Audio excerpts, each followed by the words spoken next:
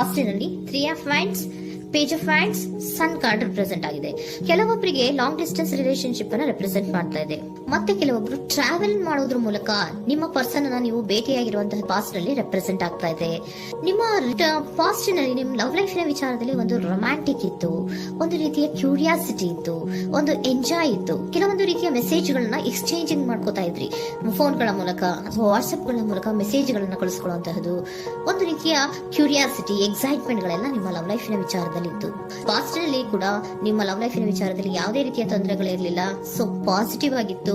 Positive changes ಗಳು, ಬದಲಾವಣೆಗಳನ್ನೇ ನೀವು ನೋಡಿದ್ದೀರಾ. ಯಾವುದೇ ರೀತಿಯ ತೊಂದರೆಗಳೇನು, ಜಗಳಗಳೇನು ಇಲ್ಲದೆ ಇರುವಂತಹದ್ದು ರೆಪ್ರೆಸೆಂಟ್ ಆಗ್ತಾ ಇದೆ. ಅಟ್ ದ ಪ್ರೆಸೆಂಟ್ ಸಿಚುಯೇಷನ್ ಹೇಗಿದೆ? ಈಗಿನ ಸಿಚುಯೇಷನ್ ಕೂಡ ಸೆಕ್ಯೂರ್ ಆಗಿರುವಂತಹದ್ದು. ನಿಮ್ಮ ಲವ್ ಲೈಫಿನ ವಿಚಾರದಲ್ಲಿ ಅಟ್ ಪ್ರೆಸೆಂಟ್ ಅಲ್ಲೂ ಕೂಡ, ಈ ಹಿಂದೆನೂ ಕೂಡ ನಿಮಗೆ ಚೆನ್ನಾಗೇ ಇತ್ತು, ಈಗಲೂ ಕೂಡ ಪ್ರೆಸೆಂಟ್ ಅಲ್ಲಿ ನಿಮಗೆ ಕಿಂಗ್ ಆಫ್ ಪ್ಯಾಂಟಿಕಲ್ ರೆಪ್ರೆಸೆಂಟ್ ಆಗ್ತಾ ಇರೋದ್ರಿಂದ ನಿಮಗೆ ಲವ್ ಲೈಫ್ ನ ವಿಚಾರದಲ್ಲಿ ಚೆನ್ನಾಗೇ ಇದೆ. ಸೊ ಒಂದು ಭದ್ರತೆ ಇದೆ. ಲವ್ ಲೈಫ್ ನ ವಿಚಾರದಲ್ಲಿ ಒಂದು ಸಾಮರಸ್ಯ ಇದೆ.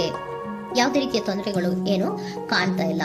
ಸೆಕೆಂಡ್ ಕಾರ್ಡ್ ಬಂದಿರುವಂತಹದ್ದು ಪ್ರೆಸೆಂಟ್ ಸಿಚುಯೇಷನ್ ಸ್ಟ್ರೆಂತ್ ಇದೆ, ಬಾಂಡೇಜ್ ಇದೆ. ಚೆನ್ನಾಗಿ ನೀವಿಬ್ಬರ ಮಧ್ಯೆ ಒಂದು ಬಾಂಡೇಜ್ ಇದೆ, ಸಾಮರಸ್ಯ ಇದೆ, ಹೊಂದಾಣಿಕೆ ಗುಣಗಳು ತುಂಬಾ ಇದೆ.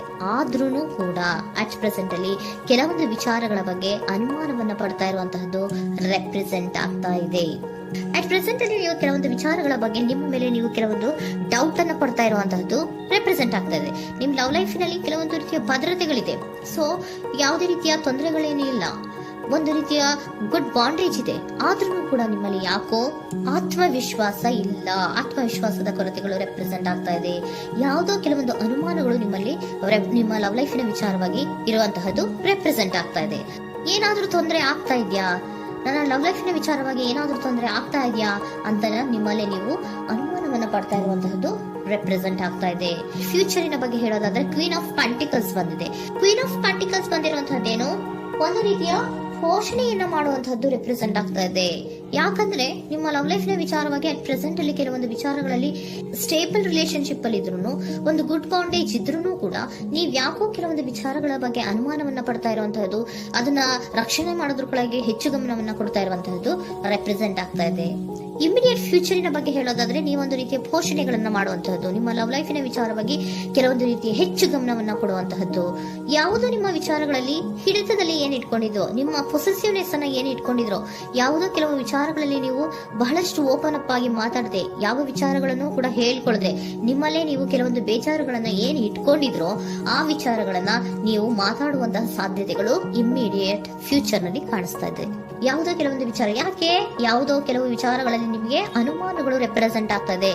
ಲವ್ ಲೈಫಿನ ವಿಚಾರ, ಪ್ರೀತಿಯಲ್ಲಿ ಯಾವಾಗ ಅನುಮಾನಗಳು ಸೃಷ್ಟಿಯಾಗುತ್ತೋ ನಾವು ಅವಾಗವಾಗ್ಲೇ ಅದನ್ನ ಬಗೆಹರಿಸ್ಕೊಬೇಕು. ನಮ್ಮಲ್ಲೇ ಇಟ್ಕೊಳ್ಳೋದು, ಅಯ್ಯೋ ಏನಾಗ್ತಾ ಇದೆಯೋ ಅಂತ ಕೊರಗೋದು ಅಥವಾ ಏನಾಗ್ಬಿಡುತ್ತೋ ಅಂತ ಭಯ ಪಡುವಂತಹದ್ದು ಏನು ಬೇಕಾಗಿಲ್ಲ. ಯಾಕಂದ್ರೆ ಲವ್ ಇರುವಂತಹದ್ದೇ ನಂಬಿಕೆಯ ಬುನಾದಿಯ ಮೇಲೆ. ಸೊ ನೀವೇನ್ ಮಾಡ್ಬೇಕು, ಏನಾದ್ರೂ ಸ್ವಲ್ಪ ಡೌಟ್ಗಳು ಬಂದಾಗ ನೀವು ಅದನ್ನ ಬಗೆಹರಿಸ್ಕೋಬೇಕು. ಯಾವ ವಿಚಾರದಲ್ಲಿ ನಿಮಗೆ ಬೇಜಾರಾಗಿತ್ತು ಅದನ್ನ ನೀವೇನ್ ಮಾಡ್ಬೇಕು, ನಿಮ್ಮಲ್ಲೇ ಇಟ್ಕೊಂಡು ಕೊರಗಬಾರ್ದು. ಓಪನ್ ಅಪ್ ಆಗಿ ಮಾತಾಡೋದ್ರ ಮೂಲಕ ನೀವು ಕ್ಲಾರಿಟಿಯನ್ನ ತಗೊಳ್ಳುವಂತದ್ದು ನಿಮಗೆ ಇಮಿಡಿಯೇಟ್ ಫ್ಯೂಚರ್ ನಲ್ಲಿ ಕಾಣಿಸ್ತಾ ಇದೆ. ಯಾವುದೇ ವಿಚಾರಗಳ ಬಗ್ಗೆ ನೀವು ನಿಮ್ಮ ಲವ್ ಅನ್ನ ಅಥವಾ ನಿಮ್ಮ ಪ್ರೀತಿಯನ್ನ ಭದ್ರವಾಗಿ ಉಳಿಸ್ಕೊಳ್ಳೋದಕ್ಕೋಸ್ಕರವಾಗಿ ನೀವು ನಿಮ್ಮಲ್ಲೇ ಇಟ್ಕೊಂಡಿದ್ದಂತಹ ಅಥವಾ ಕೆಲವು ಬೇಜಾರಿನ ವಿಷಯಗಳ ಬಗ್ಗೆ ನೀವು ಹೆಚ್ಚು ಮಾತಾಡಿ ಓಪನ್ ಅಪ್ ಆಗಿ ಕೆಲವೊಂದು ವಿಚಾರಗಳ ಬಗ್ಗೆ ಮಾತಾಡುವಂತಹದ್ದು ಮತ್ತೆ ಅದನ್ನ ಕ್ಲಾರಿಟಿಗೆ ತಗೊಳ್ಳುವಂತಹದ್ದು ರೆಪ್ರೆಸೆಂಟ್ ಆಗ್ತಾ ಇದೆ. ನಿಮ್ಮಲ್ಲಿ ಬಾಟಮ್ ಆಫ್ ದ ಡಕ್ ಅಲ್ಲಿ ಬಂದಿರುವಂತಹದ್ದೇ ಅದು. ಖುಷಿಯಾಗಿರ್ಬೇಕು, ಸಂತೋಷವಾಗಿರ್ಬೇಕು, ನಮ್ಮ ಲವ್ ಲೈಫಿನ ವಿಚಾರದಲ್ಲಿ ಒಂದು ಎಂಜಾಯ್ ಇರಬೇಕು, ಮತ್ತೆ ನೆಮ್ಮದಿ ಇರಬೇಕು, ಯಾವುದೇ ರೀತಿ ಗಲಿಬಿಲಿಗಳಿರಬಾರ್ದು ಅನ್ನುವಂತಹದ್ದೇ ನಿಮ್ಮ ಎನರ್ಜಿಯಲ್ಲಿ ರೆಪ್ರೆಸೆಂಟ್ ಆಗ್ತಾ ಇರೋದು.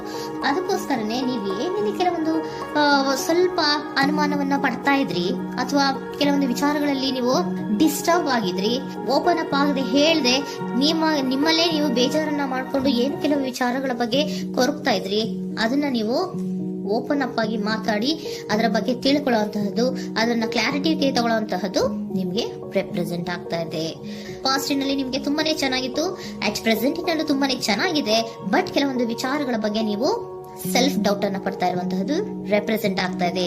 ಏನಾಗ್ತಾ ಇದೆಯೋ ಅನ್ನೋದ್ರ ಬಗ್ಗೆ ನೀವು ಸ್ವಲ್ಪ ವಿಶ್ವಾಸವನ್ನ ಕಡಿಮೆ ಮಾಡ್ಕೊಳ್ತಾ ಇರುವಂತಹದ್ದು ರೆಪ್ರೆಸೆಂಟ್ ಆಗಿತ್ತು. ಬಟ್ ಆದ್ರೆ ಇನ್ನು ಇಮಿಡಿಯೇಟ್ ಫ್ಯೂಚರ್ ನಲ್ಲಿ ಏನಪ್ಪಾ ಅಂದ್ರೆ ನಿಮ್ಮ ಲವ್ ಲೈಫ್ ಅನ್ನ ನಾವು ಉಳಿಸ್ಕೊಬೇಕು, ನಾನು ಎಲ್ಲವನ್ನ ನನ್ನ ಕಂಟ್ರೋಲ್ ಅಲ್ಲೇ ಇಟ್ಕೊಂಡು ಅಥವಾ ಪೊಸೆಸಿವ್ನೆಸ್ ಅನ್ನ ಬೆಳೆಸ್ಕೊಂಡು ನಾನೇ ಬೇಜಾರು ಮಾಡ್ಕೊಂಡಿದ್ರೆ ಸರಿ ಇಲ್ಲ, ನಾನು ಓಪನ್ ಅಪ್ ಆಗಿ ಮಾತಾಡಿ ಕೆಲವೊಂದು ವಿಚಾರಗಳ ಬಗ್ಗೆ ನಾನು ಕ್ಲಾರಿಟಿಯನ್ನ ತಗೋಬೇಕು ಅಂತ ಆಲೋಚನೆಯನ್ನ ಮಾಡ್ತಾ ಇರುವಂತಹದ್ದು ರೆಪ್ರೆಸೆಂಟ್ ಆಗ್ತಾ ಇದೆ. ಓಕೆನಾ, ಒಂದು ಏಂಜಲ್ ಗೈಡೆನ್ಸ್ ನ ನಿಮ್ಮ ಲವ್ ರೀಡಿಂಗಿನ ವಿಚಾರವಾಗಿ ತಗೊಂಡ್ಬಿಡೋಣ ಅಲ್ವಾ. ದ ಸಿಚುಯೇಷನ್ ವಿಲ್ ಇಂಪ್ರೂವ್, ಸಿಚುಯೇಷನ್ಗಳು ಇಂಪ್ರೂವ್ ಆಗತ್ತೆ. ನೀವು ನಿಮ್ಮಲ್ಲೇ ಇಟ್ಕೊಂಡು ಹೊರಗಬೇಡಿ.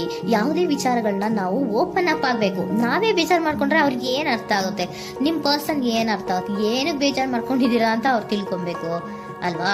ನಿಮ್ಗೆ ಅವರಲ್ಲಿ ಏನೇ ರೀತಿ ಕ್ಲಾರಿಟಿ ಬೇಕು ಅಂದ್ರೂ ಕೂಡ ನೀವು ಮಾತಾಡಿ ಕ್ಲಿಯರ್ ಮಾಡ್ಕೊಳ್ಳಿ. ಅವಾಗ ಏನಾಗುತ್ತೆ, ದ ಸಿಚುಯೇಷನ್ ವಿಲ್ ಇಂಪ್ರೂವ್ ಆಗತ್ತೆ. ಇದಿಷ್ಟು ನಿಮ್ಮ ಮಂತಿನ